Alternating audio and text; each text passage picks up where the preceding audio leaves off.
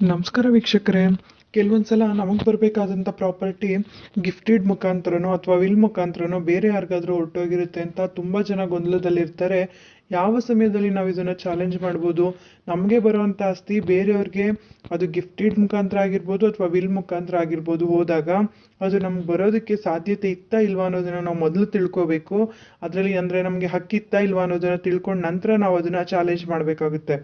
ಯಾವುದೇ ಒಂದು ಆಸ್ತಿಯನ್ನ ಗಿಫ್ಟ್ ಅಥವಾ ವಿಲ್ ಮಾಡಿದಾಗ ನಾವು ಮೊದಲು ಗಮನಿಸಬೇಕಾಗಿರುವಂಥದ್ದು, ಈ ಗಿಫ್ಟ್ ಮಾಡಿರೋವಂಥ ವ್ಯಕ್ತಿ ಅಥವಾ ವಿಲ್ ಮಾಡಿರೋವಂಥ ವ್ಯಕ್ತಿ ಆ ಮಾಡುವಂಥ ಸಮಯದಲ್ಲಿ ಬುದ್ಧಿ ಸ್ವಾಸ್ಥ್ಯತೆಯಲ್ಲಿತ್ತ, ಅವರು 18 ವರ್ಷಕ್ಕಿಂತ ಮೇಲ್ಪಟ್ಟಿರೋರ ಮತ್ತು ಅವರ ಮನಸ್ಥಿತಿ ಸರಿಯಾಗಿತ್ತ, ಸ್ವಾಸ್ಥ್ಯತೆ ಸರಿಯಾಗಿತ್ತ ಅನ್ನೋದನ್ನ ತಿಳ್ಕೊಬೇಕಾಗುತ್ತೆ.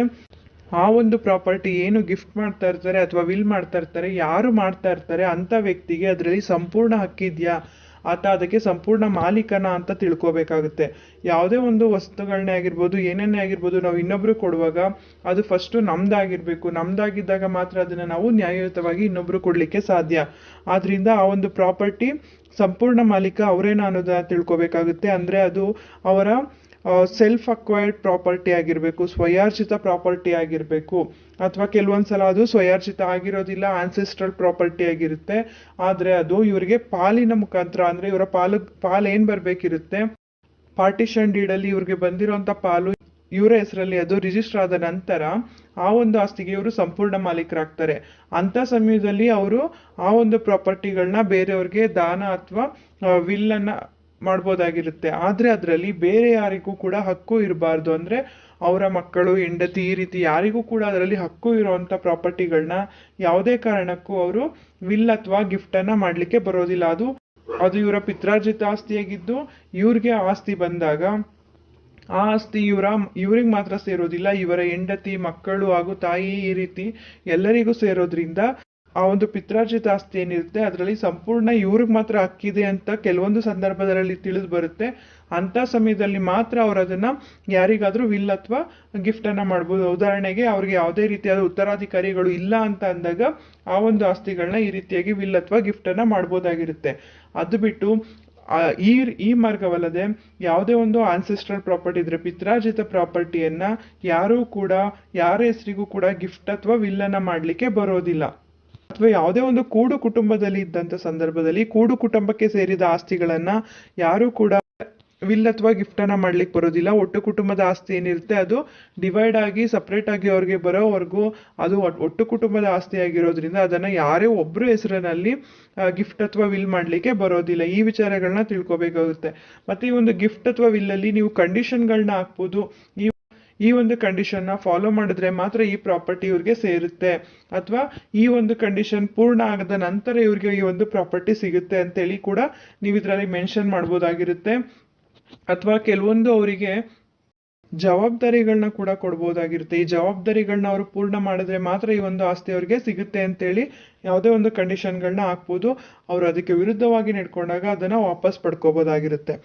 ಈ ಒಂದು ವಿಲ್ ಅಥವಾ ಗಿಫ್ಟನ್ನು ಯಾವಾಗ ಬೇಕಾದರೂ ಬದಲಾಯಿಸ್ಬೋದು. ಅಂದರೆ ಗಿಫ್ಟೆಡ್ಗಳನ್ನ ಒಮ್ಮೆ ಮಾಡಿಕೊಟ್ಟಾಗ ಸಂಪೂರ್ಣವಾದ ಮಾಹಿತಿ ಇಲ್ಲದೇನೆ ಅಥವಾ ಅದಕ್ಕೆ ತಕ್ಕನಾದಂಥ ಸಂದರ್ಭವನ್ನು ಬಿಟ್ಟು ಬೇರೆ ಯಾವುದೇ ಕಾರಣದಿಂದಲೂ ಕೂಡ ಅದನ್ನು ವಾಪಸ್ ಪಡ್ಕೊಳ್ಳಿಕ್ಕೆ ಬರೋದಿಲ್ಲ. ಕೆಲವೊಂದು ಸಂದರ್ಭಗಳಲ್ಲಿ ಮಾತ್ರ ಅದನ್ನು ವಾಪಸ್ ಕೇಳ್ಬೋದು. ಎಲ್ಲ ಸಂದರ್ಭಗಳಲ್ಲೂ ಅದನ್ನು ವಾಪಸ್ ಪಡೆಯೋದಕ್ಕೆ ತುಂಬಾ ಕಷ್ಟ ಇರುತ್ತೆ. ಆ ಒಂದು ಗಿಫ್ಟನ್ನ ಕ್ಯಾನ್ಸಲ್ ಮಾಡಬೇಕಾದ್ರೆ ಅದಕ್ಕೆ ಕಾನೂನು ಮಾನ್ಯ ಮಾಡುವಂಥ ಸೂಕ್ತ ಕಾರಣಗಳು ಇರಲೇಬೇಕಾಗುತ್ತೆ. ಆದರೆ ವಿಲ್ ಆ ರೀತಿಯಲ್ಲ. ವಿಲ್ಲನ್ನು ಆ ಒಂದು ಬರೆಯುವಂಥ ವ್ಯಕ್ತಿ ಯಾರು ವಿಲ್ಲನ್ನು ಬರೀತಾನೆ ಆತ ಜೀವಂತ ಇರೋವರೆಗೂ ಎಷ್ಟು ಬಾರಿ ಆದರೂ ಬದಲಾವಣೆಯನ್ನು ಮಾಡ್ತಾ ಹೋಗ್ಬೋದಾಗುತ್ತೆ. ಈ ರೀತಿ ಬದಲಾವಣೆ ಮಾಡಿದಾಗ ಕೊನೆಯಲ್ಲಿ ಆತ ಯಾವ ವಿಲ್ಲನ್ನು ಬರೆದಿರ್ತಾನೆ ಆ ವಿಲ್ಲನ್ನೇ ಮಾನ್ಯ ಮಾಡಲಾಗುತ್ತೆ. ಅಂದರೆ ಆತನ ಮರಣಕ್ಕೂ ಮುಂಚೆ ಯಾವ ವಿಲ್ಲು ಚಾಲ್ತಿಯಲ್ಲಿರುತ್ತೆ ಅದನ್ನು ಮಾತ್ರ ಮಾನ್ಯ ಮಾಡಲಾಗುತ್ತೆ. ಈ ಒಂದು ಗಿಫ್ಟೆಡ್ ಆಗಿರ್ಬೋದು, ವಿಲ್ ಆಗಿರ್ಬೋದು, ಇದನ್ನು ರಿಜಿಸ್ಟರ್ ಮಾಡಿಸ್ಬೇಕಂದ್ರೆ ಗಿಫ್ಟೆಡ್ಗಳನ್ನ ರಿಜಿಸ್ಟರ್ ಮಾಡಿಸ್ಬೇಕಾಗುತ್ತೆ. ಆದರೆ ವಿಲ್ಲನ್ನು ರಿಜಿಸ್ಟರ್ ಮಾಡಿಸ್ಬೇಕು ಅನ್ನೋ ಯಾವುದೇ ರೀತಿಯಾದಂಥ ಕಂಡೀಷನ್ಗಳಿರೋದಿಲ್ಲ. ಅದು ಯಾವುದೇ ರೀತಿಯಲ್ಲಿ ಬರೆದ್ರೂ ಕೂಡ ವಿಲ್ಲನ್ನು ಕನ್ಸಿಡರ್ ಮಾಡಲಾಗುತ್ತೆ. ಅದಕ್ಕೆ ಸಾಕ್ಷಿಗಳು ಮುಖ್ಯ ಆಗುತ್ತೆ. ಸಾಕ್ಷಿಗಳ ಮುಖಾಂತರವೇ ಅದು ವ್ಯಾಲಿಡಾ ಅಲ್ವಾ ಅನ್ನೋದನ್ನು ತಿಳ್ಕೊಬೋದಾಗಿರುತ್ತೆ. ಗಿಫ್ಟ್ ಮಾಡ್ಬೋದಾಗಿರ್ಬೋದು ಅಥವಾ ವಿಲ್ ಮಾಡೋದಾಗಿರ್ಬೋದು. ಅದಕ್ಕೆ ಮುಂಚೆ ನಾವು ಮುಖ್ಯವಾಗಿ ತಿಳ್ಕೊಳ್ಳೋದು ಈ ಒಂದು ಪ್ರಾಪರ್ಟಿಯಲ್ಲಿ ಯಾರಿಗೂ ಹಿತಾಸಕ್ತಿ ಇಲ್ವಾ ಅನ್ನೋದನ್ನ ತಿಳ್ಕೊಬೇಕು. ಆ ಒಂದು ಪ್ರಾಪರ್ಟಿಗೆ ಸಂಪೂರ್ಣ ಮಾಲೀಕರು, ಸಂಪೂರ್ಣ ಹಕ್ಕುದಾರರು ಅವರೊಬ್ಬರೇ ಆಗಿರಬೇಕು. ಅಂಥ ಸಮಯದಲ್ಲಿ ಮಾತ್ರ ಆ ಒಂದು ಪ್ರಾಪರ್ಟಿಯನ್ನು ಗಿಫ್ಟ್ ಅಥವಾ ವಿಲ್ ಆಗಿ ಮಾಡ್ಬೋದಾಗಿರುತ್ತೆ.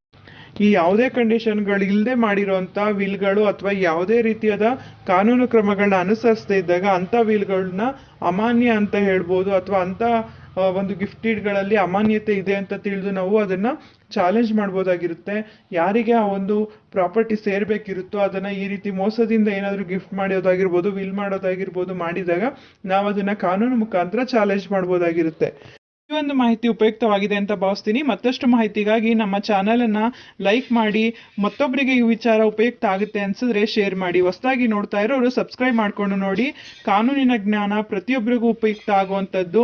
ಬಿಡುವಿನ ಸಮಯದಲ್ಲಿ ಇಂಥ ಉಪಯುಕ್ತ ಮಾಹಿತಿಗಳನ್ನ ತಿಳ್ಕೊಳ್ಳೋದು ಪ್ರತಿಯೊಬ್ಬರಿಗೂ ಉಪಯುಕ್ತ ಆಗುತ್ತೆ ಅಂತ ಹೇಳಿ ಭಾವಿಸ್ತೀನಿ. ಧನ್ಯವಾದಗಳು.